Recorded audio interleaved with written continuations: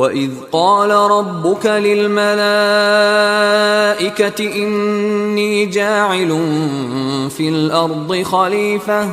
قَالُوا أَتَجْعَلُ فِيهَا مَن يُفْسِدُ فِيهَا وَيَسْفِكُ الدِّمَاءَ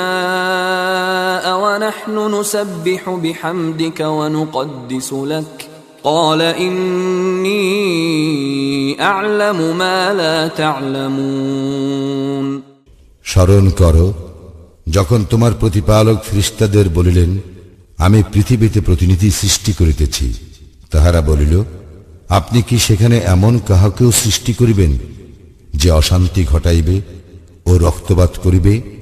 আমরাই তো আপনার সপ্রশংস স্তুতি গান ও পবিত্রতা ঘোষণা করি তিনি বলিলেন নিশ্চয়ই আমি যাহা জানি তাহা তোমরা জানো না وعلم آدم الأسماء كلها ثم عرضهم على الملائكة فقال أنبئوني بأسماء هؤلاء إن كنتم صادقين আর তিনি আদমকে যাবতীয় নাম শিক্ষা দিলেন তারপর সেই সমুদয় ফেরেশতাদের সম্মুখে প্রকাশ করিলেন এবং বলিলেন এই সমুদয়ের নাম আমাকে বলিয়া দাও যদি তোমরা সত্যবাদী হও قالوا سبحانك لا علم لنا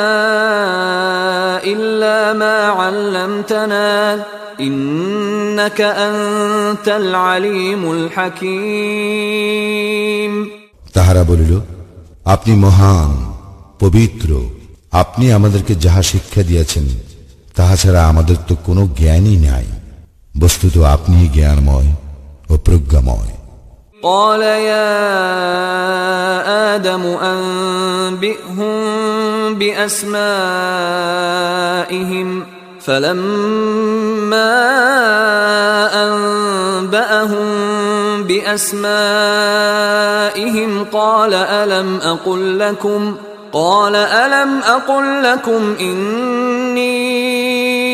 أعلم غيب السماوات والأرض وأعلم ما تبدون وما كنتم تكتمون তিনি বলিলেন হে আদম তাহাদেরকে এই সকল নাম বলিয়া দাও সে তাহাদেরকে এই সকলের নাম বলিয়া দিলে তিনি বলিলেন আমি কি তোমাদেরকে বলি নাই যে আকাশ মণ্ডল ও পৃথিবীর অদৃশ্য বস্তু সম্বন্ধে আমি নিশ্চিতভাবে অবহিত এবং তোমরা যাহা ব্যক্ত করো বা গোপন রাখো আমি তাহাও জানি وَإِذْ قُلْنَا لِلْمَلَائِكَةِ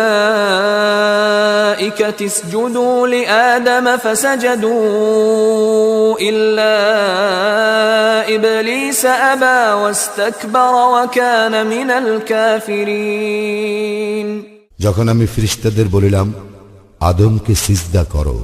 তখন ইবলিস ব্যতীত সকলেই সিজদা করিল সে অমান্য করিল ও অহংকার করিল সুতরাং সে কাফিরদের অন্তর্ভুক্ত হইল وَقُلْنَا يَا آدَمُ اسْكُنْ أَنْتَ وَزَوْجُكَ الْجَنَّةَ وَكُلَا مِنْهَا رَغَدًا حَيْثُ شِئْتُمَا وَلَا تَقْرَبَا هَذِهِ الشَّجَرَةَ فَتَكُونَا مِنَ الظَّالِمِينَ এবং আমি বলিলাম হে আদম তুমি ও তোমার স্ত্রী জান্নাতে বসবাস করো এবং যেথা ইচ্ছা স্বচ্ছন্দে আহার করো কিন্তু এই বৃক্ষের নিকটবর্তী হইও না হইলে তোমরা অন্যায়কারীদের অন্তর্ভুক্ত হইবে فأزلهما الشيطان عنها فأخرجهما مما كانا فيه وقلنا اهبطوا بعضكم لبعض عدو ولكم في الأرض مستقر ومتاع إلى حين কিন্তু শয়তান উহা হইতে তাহাদের পদস্খলন ঘটাইল এবং তাহারা যেখানে ছিল সেখান হইতে তাহাদেরকে বহিষ্কার করিল আমি বলিলাম তোমরা একে অন্যের শত্রু রূপে নামিয়া যাও পৃথিবীতে কিছুকালের জন্য তোমাদের বসবাস ও জীবিকা রহিল فتلقى آدم من ربه كلمات فتاب عليه إنه هو التواب الرحيم